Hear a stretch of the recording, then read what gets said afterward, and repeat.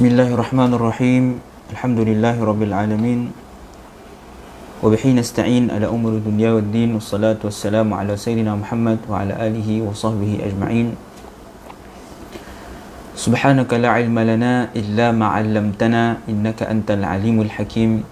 Rabbi shrah li sadri wa yassir li amri wahlul 'uqdatam min lisani yafqahu qawli. Rabbi yassir wa la tu'assir ya karim. Rabbi tammim bil khair. Allahumma salli ala Sayyidina Muhammadin nur al-mudhib bidisyani binurih wa ala alihi fi kulli lamhatin wa nafasin adada ma wasi'ahu ilmullah. Thumma amma ba'd. Assalamualaikum warahmatullahi ta'ala wabarakatuh. Alhamdulillah, bertemu kita dalam pembacaan kitab 40 hadis perihal zaman kini karangan As-Sayyid Abdul Aziz bin Siddiq Al-Ghumari rahimahullahu ta'ala anhu.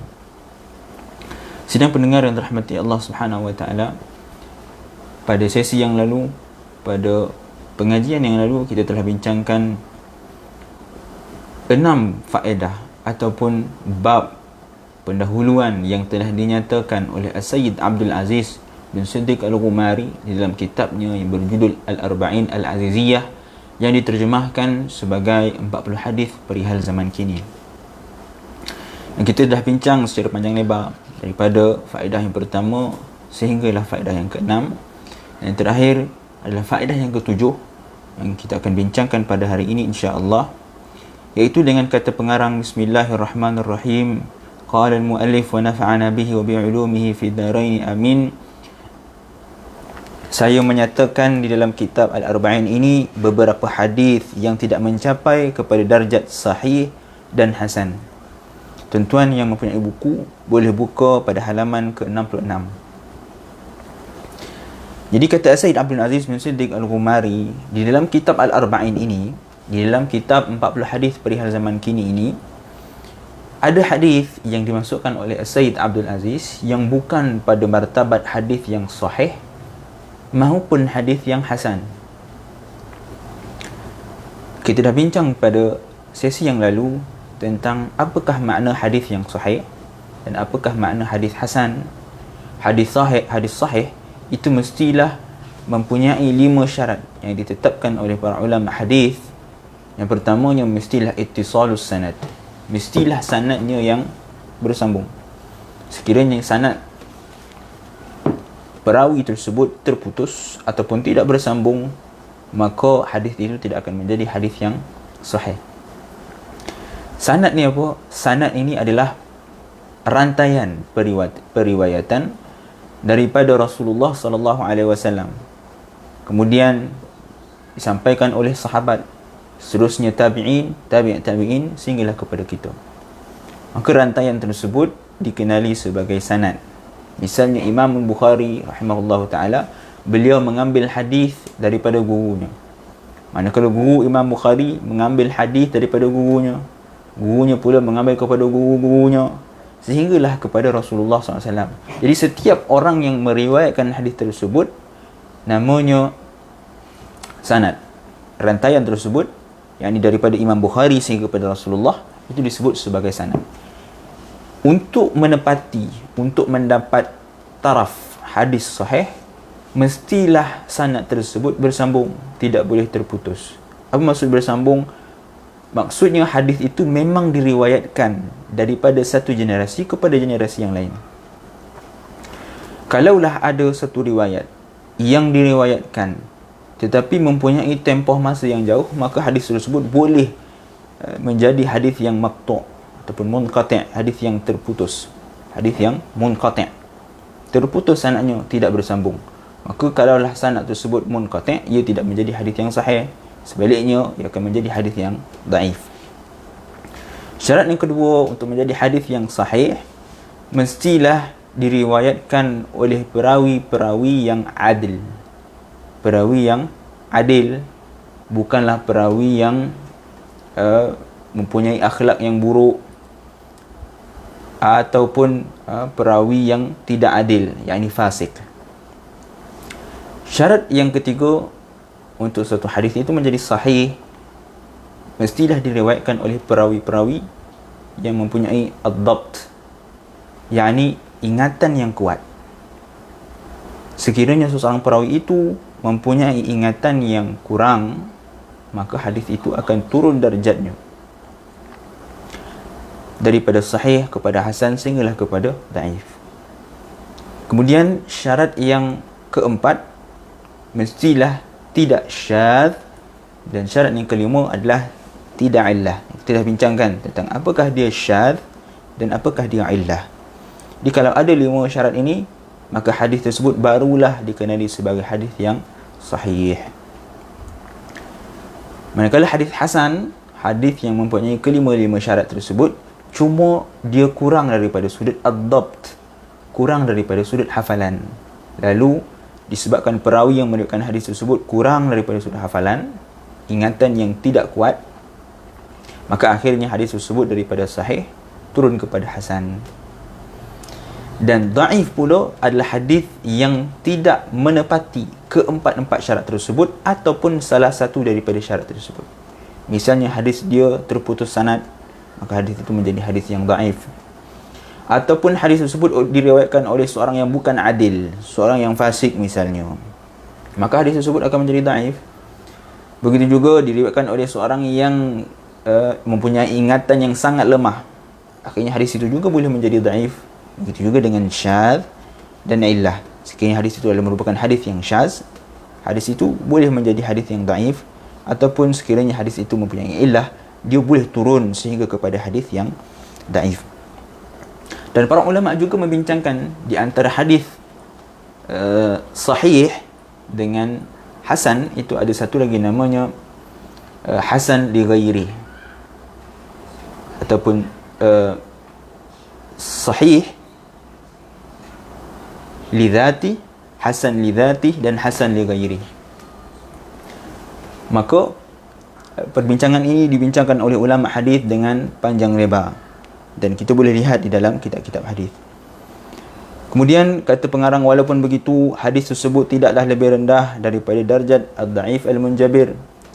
Walaupun hadis yang diriwayatkan oleh Sayyid Abdul Aziz dalam kitab ini ada antaranya tidak sampai kepada martabat sahih ataupun hasan, tetapi hadis tersebut, kata Sayyid Abdul Aziz, dia tidak akan lebih rendah daripada ad-dhaif al-munjabir.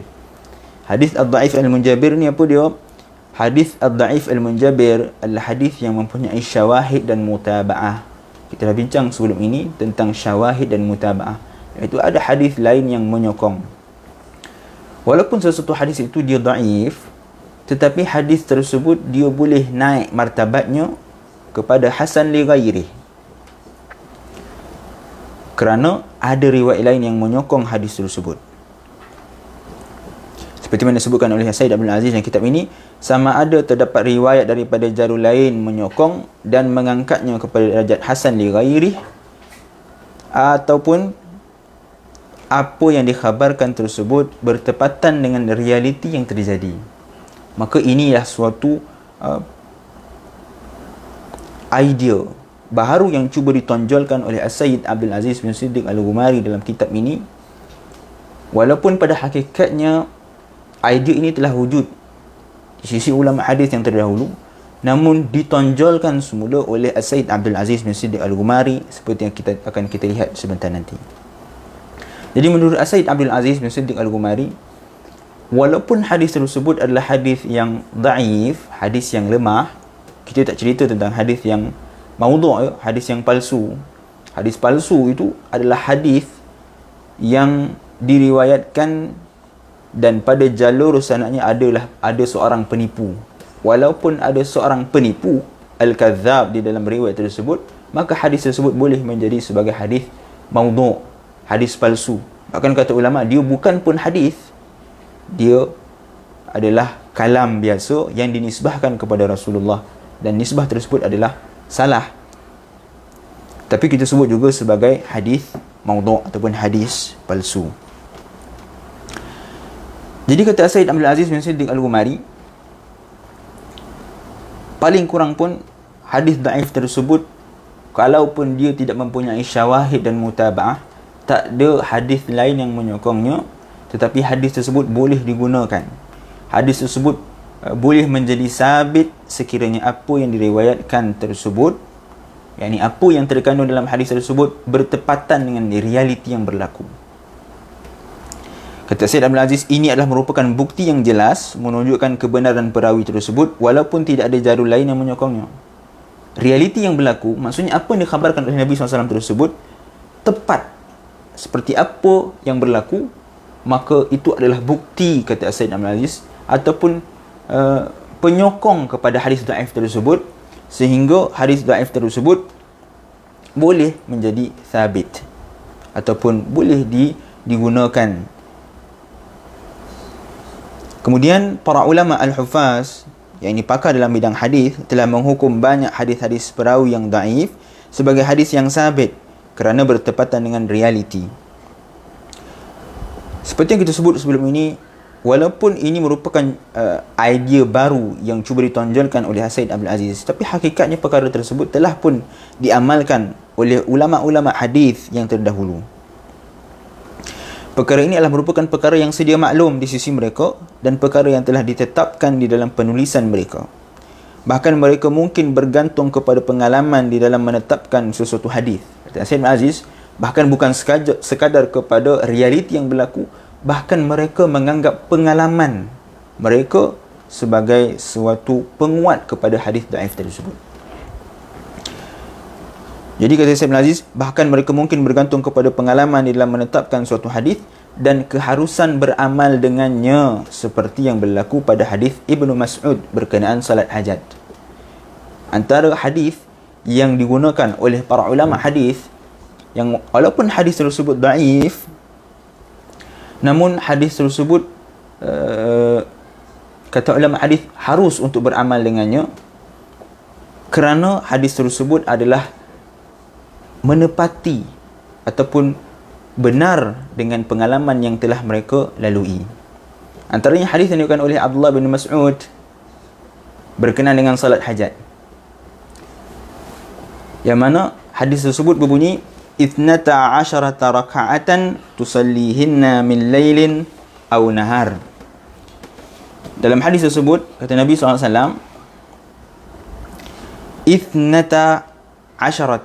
12 rakaat salat sunat yang dikerjakan pada malam hari atau siang. Di hadis ini sebenarnya hadis yang panjang. Hadis ini diriwayatkan oleh Al-Hakim di dalam Mi'ad.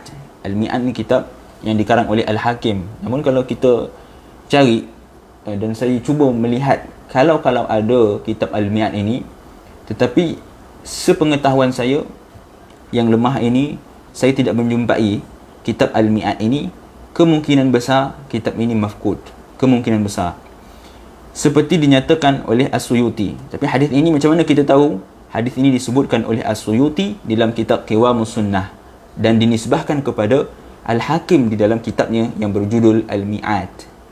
Begitu juga hadis ini diriwayatkan oleh Al-Baihaqi di dalam kitab Ad-Da'wa Al-Kabir daripada Sayyidina Abdullah bin Mas'ud radhiyallahu ta'ala anhu. Hadis yang agak panjang, yang mana Nabi SAW pada awalnya mengatakan bahawa 12 raka'atan, 2 rakaat tusallihinna min lailin aw nahar, yang dikerjakan pada malam hari atau siang.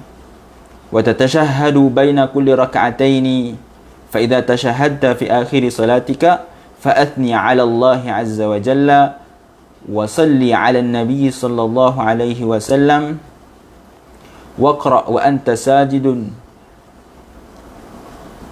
Fatihatul Kitabi 7 marratin wa ayatul kursi 7 marratin wa qul la ilaha illallah la syarika lah lahul mulku wa lahul hamdu wa huwa ala kulli syai'in qadir 10 marrat thumma qul Allahumma inni as'aluka bima'aqidil 'izzi min 'arshika wa muntahar rahmati min kitabika wa ismikal 'azam wa juddikal 'ala wa kalimatika tammah thumma sal hajataka thumma irfa' ra'saka thumma sallim yaminan wa shimalan wa la tu'allimuha sufaha fa innahum yad'una biha fayustajabun. Dalam hadis ini Nabi SAW mengajarkan tentang salat 12 rakaat yang mana dilaksanakan pada malam dan siang, dan setiap 2 rakaat padanya ada tasyahud, iaitu tasyahud akhir. Dan apabila selesai daripada tasyahud akhir, Nabi SAW mengajarkan dalam hadis ini, hendaklah seseorang itu memuji Allah Azza wa Jalla, summa, kemudian hendaklah dia sujud. Kemudian bila dia sujud, untuk lepas daripada membaca tasyahud akhir, dia sujud dengan membaca Fatihatul Kitab. Solat 2 rakaat, bila kita selesai membaca tasyahud akhir, maka Nabi ajar untuk kita sujud. Dan dalam sujud tersebut, kita membaca yang pertama surah Al-Fatihah sebanyak 7 kali. Kemudian diikuti pula dengan ayat kursi 7 kali. Kemudian bila dah selesai kita baca surah Al-Fatihah 7 kali, baca ayat kursi 7 kali, kemudian Nabi kata, bacalah doa yang diajarkan oleh Nabi, iaitu la ilaha illallah la syarikalah lahul mulku wa lahul hamdu wa huwa ala kulli syai'in qadir 10 marat, 10 kali. Mula kita baca surah Al-Fatihah 7 kali, kemudian baca ayat kursi 7 kali, kemudian baca doa la ilaha illallah la syarikalah lahul mulku wa lahul hamdu wa huwa ala kulli syai'in qadir 10 kali. Kemudian kata Nabi SAW, bacalah Allahumma inni as'aluka bima'akidil izzi min arshika wa muntah rahmati min kitabika wa ismikal azam wa juddikal a'la wa kalimatika tammah. Selesai kita baca doa yang diajarkan oleh Nabi tadi 7 kali, kemudian sambung dengan doa Allahumma inni as'aluka bima'akidil izzi min arshika wa muntah rahmati min kitabika wa ismikal azam wa juddikal a'la wa kalimatika tammah. Kemudian bila selesai saja baca doa tu, Nabi ajar dalam hadis ini, mintalah apa sahaja yang engkau inginkan. Kemudian bila kita dah selesai minta apa yang kita inginkan, Nabi kata summa rfa' ra'sak, kemudian angkatlah kepalamu dan bagi salam. Jadi dalam hadis ini Nabi SAW mengajar tentang salat hajat, dan hadis ini adalah merupakan hadis yang dhaif seperti mana disebutkan oleh Sayyid Abdul Aziz Siddiq Al-Ghumari.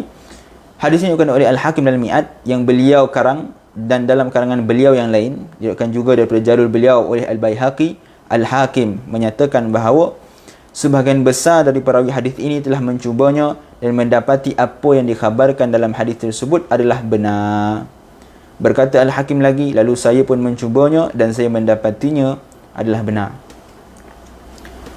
Jadi dalam hadis ini, walaupun hadis ini dhaif, tetapi kata Imam Al-Hakim bahawa sebahagian besar daripada perawi, bahkan diriwayatkan lebih daripada 8 orang perawi yang meriwayatkan hadis ini, mengatakan bahawa jarrabtu dzalika fawajadtuhu haqqan.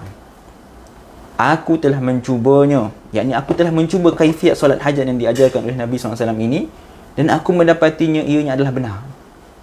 8 orang perawi yang meriwayatkan hadis ini, yang kesemuanya menyatakan bahawa jarrabtu dzalika fawajadtuhu haqqan. Aku dah cuba dah yang Nabi ajar ni, solat 2 rakaat, kemudian tasyahud akhir, sebelum nak bagi salam, sujud baca Al-Fatihah 7 kali, baca ayat kursi 7 kali, kemudian baca zikir yang Nabi ajar 7 kali, kemudian baca doa, kemudian minta apa yang inginkan, kemudian bangkit bagi salam, kemudian buat lagi solat seperti itu sebanyak 12 rakaat. Dan aku dah buat dah semua tersebut, aku mendapati bahawa ianya benar-benar terjadi. Apa yang aku minta dalam solat tersebut benar-benar dimakbulkan oleh Allah Subhanahu wa taala. Semua perawi mengatakan bahawa apa yang disebutkan dalam hadis ini benar-benar terjadi. Bahkan Imam Al-Hakim sendiri dia kata, aku sendiri pun telah mencuba perkara tersebut. Aku dah buat dah 12 rakaat solat hajat ini diajarkan oleh Nabi SAW, dan aku juga mendapati ianya adalah benar.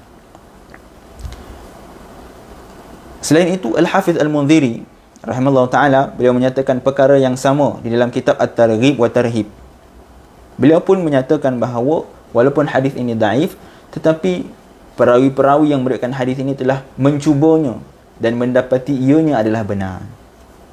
Maka ini yang kita kaitkan sebelum ini, yakni walaupun hadis ini dhaif, hadis ini lemah, tapi ia boleh menjadi kuat kerana pengalaman yang telah dilakukan oleh orang yang mengamalkan hadis tersebut. Diamalkan hadis tersebut dan hadis tersebut benar-benar berlaku, maka disebabkan bertepatan dengan realiti, bertepatan dengan apa yang disebutkan oleh Nabi, maka hadis tersebut boleh menjadi kuat. Selepas dari menyatakan, ini Imam Al-Mundhiri, Al-Hafiz Al-Mundhiri dalam kitab Targhib wa Tarhib, selepas dari menyatakan bahawa sanad hadis adalah dhaif, dia kata sanad hadis ini dhaif. Beliau mengatakan sandaran kepada hadis ini adalah atas dasar at-tajribah, Tajribah ni apa? Tajribah ni pengalaman. Dan bukanlah berdasarkan kepada sanadnya. Jadi kata Al-Hafiz Al-Mundhiri, hadis tentang solat hajat ini dia dhaif,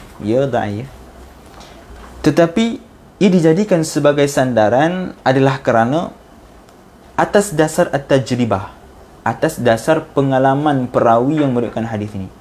Mereka telah mencubanya dan mendapati ianya adalah benar.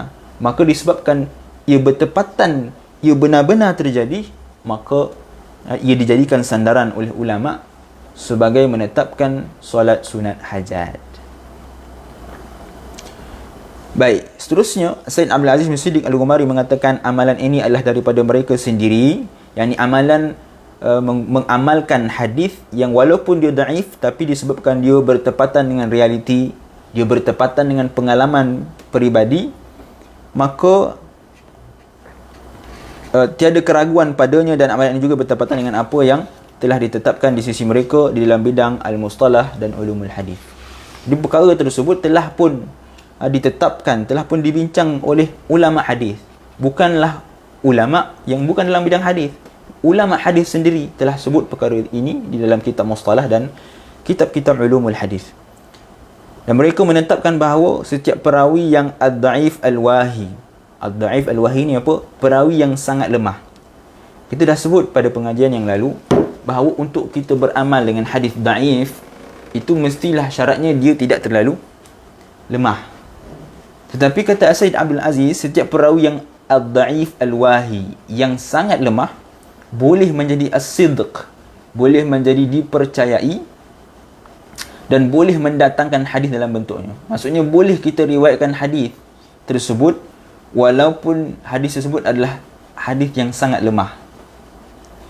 Tapi dengan syarat, sekiranya telah sabit apa yang menunjukkan kebenaran kepada perkara yang diriwayatkan. Syarat dia adalah hadis yang sangat lemah tersebut bertepatan dengan realiti apa yang berlaku. Maka sekiranya hadis tersebut walaupun dia hadis yang sangat lemah tetapi bertepatan dengan realiti yang berlaku, dia boleh menjadi hadis yang as-sidq. Perawi-perawi tersebut boleh menjadi as-sidq. Namun tanda-tanda dan petunjuk-petunjuk kata Said Aziz untuk mensabitkan kesahihan hadis yang perawinya dhaif memerlukan kepada pandangan mata hati yang tajam dan pemikiran yang cerdas. Ini juga kita kena faham.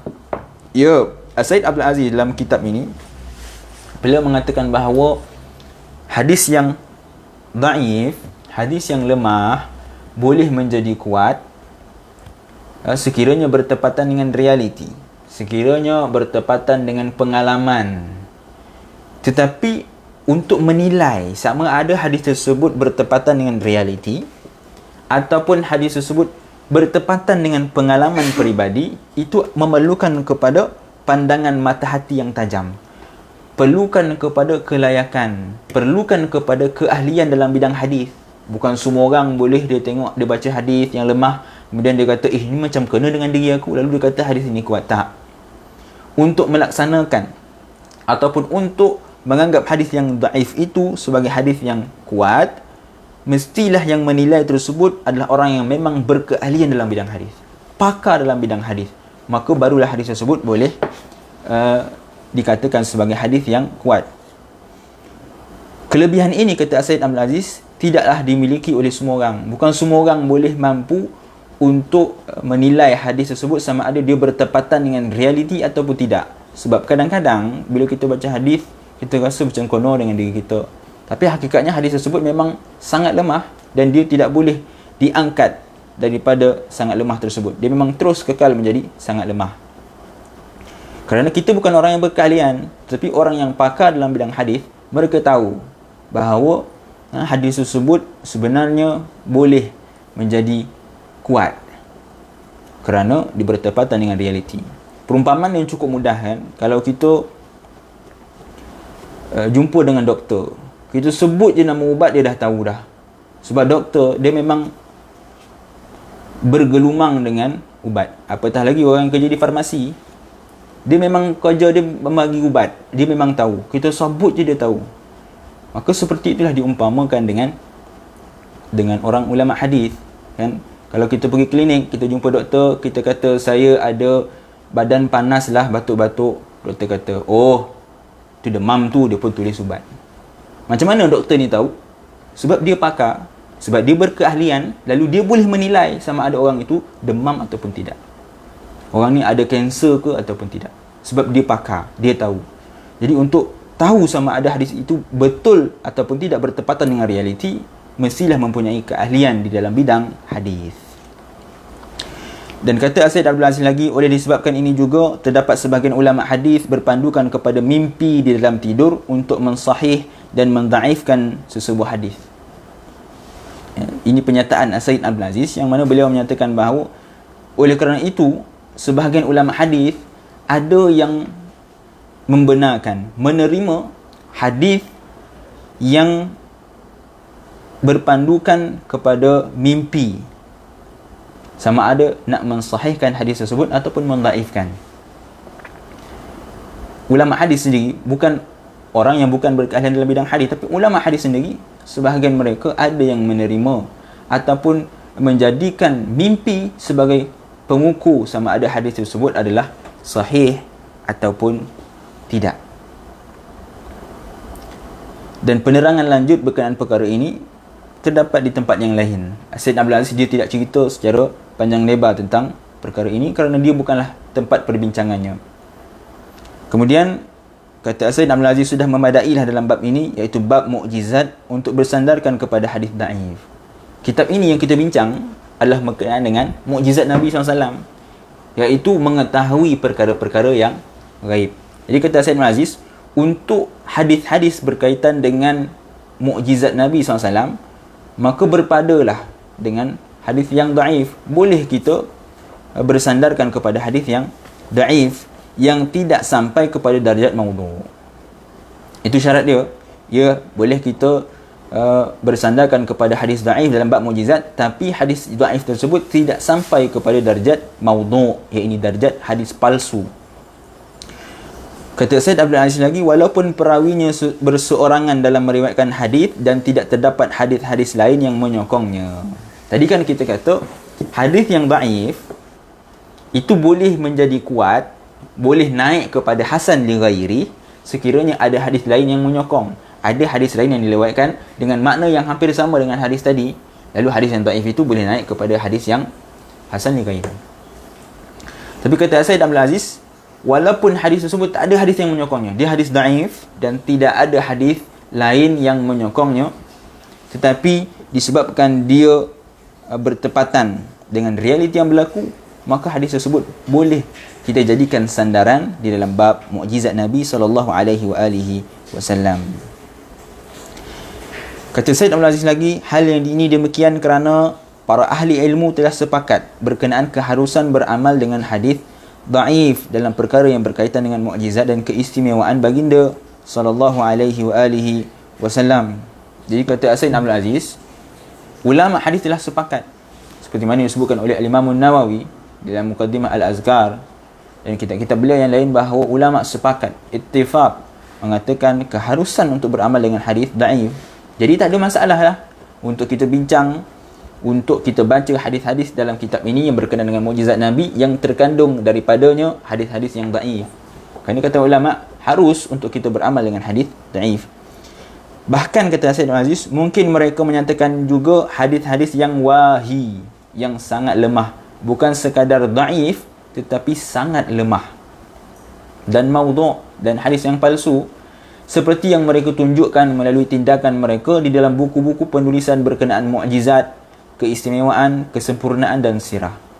Kalau kita baca kitab-kitab hadis berkenaan dengan sirah, berkenaan dengan keistimewaan Nabi Muhammad sallallahu alaihi wasallam, berkenaan dengan mukjizat Nabi SAW, kita akan mendapati ulama-ulama hadis ada yang meriwayatkan hadis bukan sekadar daif tetapi sangat daif, sangat lemah. Bahkan ada yang sampai kepada darjat maudhu', hadis yang palsu. Contohnya seperti apa yang dinyatakan oleh Al-Hafiz Al-Iraqi dalam kitab Alfiyah As-Sirah. Al-Hafiz Al-Iraqi, beliau mengarang kitab Alfiyah As-Sirah, dan beliau menyatakan dalam matan tersebut, وَلِيَعْلَمَ الطَّالِبُ أَنَّ السِّيَرَ tajma'u ma sahha wa ma qad unkira. Kata Al-Hafiz Al-Iraqi, terhimpun padanya, kata Al-Hafiz Al-Iraqi, waliya'lam at-talibu, dan supaya setiap pelajar mengetahui bahawa sirah itu terhimpun padanya apa yang sahih dan apa yang diingkari. Ma sahha, apa yang sahih, dan apa yang diingkari. Diingkari maksudnya selain daripada sahih. Dan telah berkata Al-Halabi di dalam mukaddimah sirah beliau pada jilid yang pertama halaman ketiga, dengan katanya tidak ada keraguan lagi bahawasanya perkara yang berkaitan sirah itu menghimpunkan riwayat yang as-sahih, riwayat yang sahih maksudnya riwayat yang hadis-hadis yang sahih, ataupun as-saqim, yakni riwayat yang cacat, ataupun ad-da'if, riwayat yang lemah, ataupun al-balagh. Balagh ni kita dah sebut sebelum ini, iaitu hadis yang ballagani, disebutkan sebagai ballagani, perawi menyatakan ballagani, disampaikan kepadaku, tanpa menyatakan siapa yang menyampaikan kepadanya, namanya hadis al-balagh. Begitu juga dengan hadis al-mursal, yang hadis yang mana sahabat, yang mana hadis tersebut diriwayatkan oleh tabi'in terus daripada Rasulullah tanpa sahabat. Dan begitu juga dengan hadis munqati', yang mana hadis munqati' ni apa? Hadis yang gugur pada sanadnya sebelum sahabat seorang perawi. Munqati'. Kalau mu'addal, hadis yang gugur pada sanadnya dua orang perawi ataupun lebih. Kecuali al-mawdu', kecuali hadis-hadis mawdu', yakni hadis-hadis yang palsu. Jadi Al-Halabi kata apa? Tak ada keraguan lagi. Confirm, kata dia, bahawasanya perkara berkaitan sirah, hadis-hadis berkaitan sirah itu dihimpunkan oleh para ulama hadis dengan riwayat yang sahih, dengan riwayat yang saqim, cacat, dengan riwayat yang dhaif, yang lemah, yang balagh, yang mursal, yang munqati', yang mu'addal, kecuali mawdu'. Mereka riwayatkan kesemuanya, package, kecuali mawdu'. Ini menunjukkan bahawa hadis dhaif itu boleh kita gunakan dalam bab-bab sirah, dalam bab-bab mukjizat Nabi SAW. Oleh demikian, Az-Zain Al-Iraqi menyatakan, Zain Al-Iraqi ni adalah Al-Hafiz Al-Iraqi, cuma dinakalkan semula oleh Al-Halabi dalam mukaddimah sirah beliau. وَلِيَعْلَمَ الطَّالِبُ أَنَّ السِّيَرَ تَجْمَعُ مَا صَحَّ وَمَا قَدْ أُنْكِرَ. Lafaz yang sama. Selain itu, kata Sayyid Abdul Azim Siddiq lagi, Imam Ahmad dan para imam selain beliau menyatakan, idza rawaina fil halal wal haram shaddadna, wa idza rawaina fil fadaili wa nahwiha tasahalna. Kata Imam Ahmad dan para imam selain beliau, sekiranya kami meriwayatkan perkara yang berkaitan dengan halal dan haram, kami akan sangat ketat terhadapnya. Hadis berkaitan dengan halal dan haram, para ulama hadis menjaga dengan cukup teliti. Tak boleh kita ambil hadis yang sangat lemah. Bahkan hadis yang lemah pun ada kalanya tidak diguna, kerana ia berkaitan dengan halal yang haram. Sebagian ulama, walaupun ada sebagian ulama seperti Imam Ahmad mendahulukan hadis dhaif daripada qiyas dalam satu masalah yang tidak ada hadis berkenaannya. Tapi ulama cukup keras dalam bab berkenaan dengan halal dan haram. Tapi kata Imam Ahmad lagi, apabila kami meriwayatkan berkenaan dengan fadailul a'mal, berkenaan dengan kelebihan beramal dan seumpamanya, kami akan lebih longgar. Jadi tak boleh kita samakan meriwayatkan hadis dalam semua keadaan. Kerana para ulama hadis, jika meriwayatkan berkenaan dengan hadis halal dan haram, ya mereka ketat. Mereka sangat menjaga hadis-hadis yang berkaitan dengan halal dan haram. Tapi sekiranya mereka meriwayatkan hadis berkenaan dengan kelebihan beramal, berkenaan dengan sirah, mereka akan lebih longgar, kerana ia adalah berkaitan dengan tidak berkaitan dengan hukum hakam. Kata Sayyid Al-Aziz, secara dasarnya apa yang dipegang oleh kebanyakan ahli ilmu ialah tidak terlalu ketat dalam riwayat berkenaan dengan ar-raqa'iq. Raqa'iq ni apa? Pelembut hati. Serta riwayat berkaitan kisah peperangan yang tidak terdapat padanya hukum. Selagi mana riwayat tersebut tidak ada kaitan dengan hukum, maka ulama akan lebih longgar, tidak terlalu ketat. Begitu juga semua perkara yang mempunyai landasan yang serupa. Riwayat-riwayat ini boleh diterima, sedangkan riwayat berkenaan halal dan haram tidak diterima adalah kerana Sayyid Abdul Aziz bagi tahu sebab apa riwayat berkenaan dengan halal haram tak boleh diterima. Tetapi dalam bab selain daripada halal dan haram boleh diterima. Kerana kata Sayyid Abdul Aziz, riwayat-riwayat tersebut tidak terkait dengan hukum hakam. Dia tak ada kena-mengena dengan halal dan haram. Dia bukan tentang hukum hakam, jadi dia tidak terlalu ketat. Saya menyatakan, yakni Sayyid Abdul Aziz menyatakan hal yang demikian kerana walaupun hadis-hadis berkenaan mukjizat dan sirah itu adalah dhaif dan mungkin ada yang al-wahi, namun hadis-hadis tersebut tidak terkeluar daripada bab yang diperakui kesahihan sumbernya, sekaligus membenarkannya dan tidak menolaknya. Dia kata Sayyid Abdul Aziz, kenapa ulama hadis dalam masalah halal haram mereka cukup ketat adalah kerana walaupun hadis-hadis berkenaan mukjizat dan sirah itu adalah dhaif, namun hadis tersebut tidak terkeluar dalam bab yang diperakui akan kesahihan sumbernya. Apa maksud kesahihan sumbernya? Kerana perkara tersebut seperti akan disebut oleh Sayyid Aziz nanti, bahawa perkara itu adalah perkara yang hadis yang tidak boleh la majal lil ra'i, tidak boleh difikirkan oleh akal. Maka hadis-hadis yang tidak boleh difikirkan oleh akal, maka ia boleh dijadikan sebagai sandaran. Berkata Ibn Abdul Bar rahimahullah pada biadata Lahib bin Malik Al-Lahibi dalam kitab Al-Isti'ab, setelah menyatakan berkenaan khabar dalam bentuk ramalan tentang berita-berita kenabian dengan menyatakan sanad hadis ini adalah dhaif. Jadi Ibn Abdul Bar dalam kitab Al-Isti'ab ketika membincangkan berkenaan dengan biografi Lahib Ibn Malik Al-Lahibi, dia kata sanad hadis ini adalah dhaif, yakni hadis tentang ramalan berita-berita kenabian. Kata Ibn Abdul Bar, hadis ini adalah dhaif, dan kalau terdapat padanya hukum sekalipun, saya tidak akan menyatakannya. Hal ini disebabkan perawi-perawinya yang majhul. Yang majhul ini adalah perawi yang ulama hadis bincang panjang tentang majhul, tetapi secara mudahnya al-majhul adalah perawi yang tidak dikenali. Dan Imarah bin Zaid dituduh sebagai perawi hadis palsu. Disebut sebelum ini, kalaulah ada seorang perawi yang merupakan periwayat kepada hadis palsu, maka hadis tersebut automatik akan menjadi hadis maudhu'. Walau bagaimanapun, hadis ini mempunyai makna yang diterima daripada berita-berita kenabian. Walaupun sebelum ini kata Ibn Abdul Bar, hadis ini dhaif, dan kalau ada tentang hukum hakam, tak akan aku sebut hadis ini.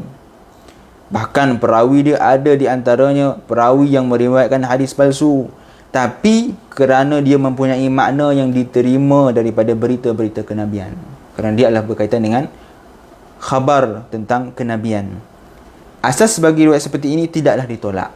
Ini disebutkan oleh Ibn Abdul Bar sendiri, yang mengatakan bahawa sekiranya perkara tersebut adalah berkaitan dengan kenabian, berita-berita kenabian, maka asas ini tidak akan ditolak.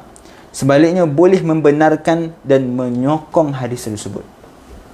Walaupun hadis itu diriwayatkan oleh perawi yang majhul, bahkan ada di antaranya dituduh sebagai pereka hadis palsu, tetapi hadis tersebut masih boleh membenarkan dan menyokong hadis tersebut, kerana dia berkaitan dengan perkara-perkara kenabian. Namun saya tidak menyatakan hadis dengan darjat seperti itu dengan izin Allah di dalam kitab Al-Arba'in ini. Kata Sayyid Aziz, walaupun dia sebut tentang hadis-hadis yang sangat lemah, hadis-hadis yang mungkin boleh diterima berdasarkan kepada realiti yang berlaku, tapi kata Sayyid Abdul Aziz, saya tidak meriwayatkan hadis tersebut di dalam kitab Al-Arba'in ini. Paling kurang pun, kata Sayyid Aziz, saya hanya menyatakan hadis ad-dhaif al-munjabir. Dhaif munjabir ni apa? Kita dah bincang sebelum ini. Hadis yang mempunyai sokongan. Ada hadis lain yang menyokongnya. Walaupun Sayyid Aziz bincang tentang hadis yang boleh diterima apabila dia bertepatan dengan realiti, tapi Sayyid Aziz kata, aku tak sebut pun dalam kitab Arba'in ini. Paling rendah pun aku hanya sebut hadis yang munjabir. Baik, kemudian kata Sayyid Aziz lagi, sementara itu menyatakan hadis tersebut tanpa menjelaskan status hadisnya adalah perkara yang harus dan dibenarkan. Dalam kitab ini nanti kita akan tengok Sayyid Aziz tak sebut sama ada hadis ini sahih ke, hadis ini hasan ke ataupun daif, beliau tak sebut, kerana kata beliau perkara tersebut adalah dibenarkan di sisi ulama hadis. Bahkan para fuqaha sendiri, kata Sayyid Aziz, berhujah dengan hadis daif. dalam hukum hakam satu perkara yang berkaitan dengan halal dan haram. Seperti yang kita sebut sebelum ni, ada di kalangan ulama fiqh sendiri, mereka beramal dengan hadis-hadis zaif dalam bab yang tidak mempunyai hadis selainnya. Mereka membina daripadanya banyak masalah furuk dalam ibadah dan muamalah. Lalu bagaimana pula, kata Said Al-Aziz, dengan perbahasan kita ini yang hadis-hadis mencapai darjat al-mauquf dan al-maqtu' seperti yang dinyatakan oleh para ulama hadis. Hadis mauquf ni apa? Mauquf adalah kalam sahabi, kalam-kalam sahabat. Manakala maqtu' adalah kalam-kalam daripada tabi'in. Seperti yang dinyatakan oleh para ulama hadis. Walaupun hadis-hadis ini tidak sampai kepada darjat marfu', walaupun hadis tersebut hanyalah mauquf, yakni kalam sahabat ataupun kalam tabi'in, tak sampai pun kepada darjat marfu'. Marfu' ni apa? Ma'usnida ila nabi, apa yang dinisbahkan kepada nabi, memang kalam nabi sendiri, bukanlah hadis yang disebutkan oleh sahabat ataupun tabi'in. Kerana termasuk dalam perkara yang tidak boleh difikirkan dengan logik akal dan tidak pula mampu untuk diijtihad dan difikirkan. Ini yang kita sebut sebelum ini, iaitu berkenaan dengan hadis yang mauquf tetapi lahu hukmun marfu'. Dia adalah hadis yang mauquf, hadis yang disebutkan oleh sahabat, bukanlah hadis yang disebut sendiri oleh Nabi SAW. Tetapi hadis tersebut dia boleh berada pada hukum hadis marfu'. Tapi dengan syarat hadis tersebut adalah merupakan perkara-perkara yang berkaitan dengan la majala lirra'i. Tak boleh akal difikirkan. Kalam sahabat, hadis mauquf yang disebutkan oleh sahabat, berkenaan dengan perkara-perkara gaib, berkenaan dengan kenabian, perkara-perkara yang tak boleh difikirkan oleh akal, perkara yang tidak mungkin direka-reka oleh para sahabat, maka hadis tersebut boleh naik kepada martabat hadis marfu', yakni hadis seolah-olah hadis tersebut daripada Nabi SAW. Walaupun demikian, mereka tidak menyatakan dengan jelas bahawa hadis tersebut merupakan hadis al-marfu' adalah disebabkan, kata Said Al-Aziz lagi, walaupun hadis mauquf itu yang berkaitan dengan perkara-perkara gaib, yang berkaitan dengan hal-hal kenabian, yang berkaitan dengan perkara yang tidak boleh difikirkan akal, tidak disebutkan sebagai marfu'. Kenapa? Disebabkan mereka telah sedia maklum yang hadis tersebut tidak akan datang melainkan daripada Rasulullah SAW. Kenapa? Dalam hadis-hadis yang mauquf yang berkaitan dengan perkara yang tidak boleh difikirkan akal, kita sebut sebagai hadis mauquf, tidak disebut sebagai hadis marfu', kerana di sisi ulama hadis mereka dah tahu dah, kalau hadis itu mauquf dan hadis mauquf itu berkenaan dengan perkara-perkara yang tidak boleh difikirkan akal, maka dia adalah daripada Rasulullah. Dia bukanlah hadis yang disebut ataupun direka oleh para sahabat sendiri. Ataupun kata Said Al-Aziz, mungkin hadis tersebut diriwayatkan ketika perbincangan dan perbualan. Lalu apabila disebutkan tentang perbualan, sahabat meriwayatkan tentang perbualan, lalu tidak dinisbahkan kepada Rasulullah, sebaliknya hanya dinisbahkan kepada sahabat. Pada kebiasaannya, hadis yang diriwayatkan seperti itu tidak akan diriwayatkan dengan jelas bahawa hadis itu merupakan daripada Rasulullah, seperti akan diketahui oleh mereka yang membaca kitab As-Sunnah Al-Musharrafah. Jadi kata Said Al-Aziz lagi, perkara tersebut kita akan perasan, kita akan temuinya kalau kita membaca hadis-hadis Nabi SAW di dalam kitab-kitab hadis. Maka selesailah Said Abdul Aziz membincangkan berkenaan dengan 7 faedah, 7 bab utama di dalam kitab 40 hadis perihal zaman kini. Maka setelah selesai membincangkan 7 bab ini, barulah beliau mulakan untuk hadis yang pertama, yang mana hadis tersebut diriwayatkan daripada Abdullah bin Umar. Dan insya-Allah kita akan bincang hadis ini pada sesi yang akan datang jika diberi izin oleh Allah Subhanahu wa taala. Saya mohon maaf jika ada terkasar bahasa, tersalah bicara. Yang baik itu datang daripada Allah Subhanahu wa taala, kurang dan lemah itu datang daripada diri saya sendiri. Hakikatnya keduanya datang daripada Allah Subhanahu wa taala. Kita tangguh majlis kita dengan tasbih kafarah dan suratul Asr.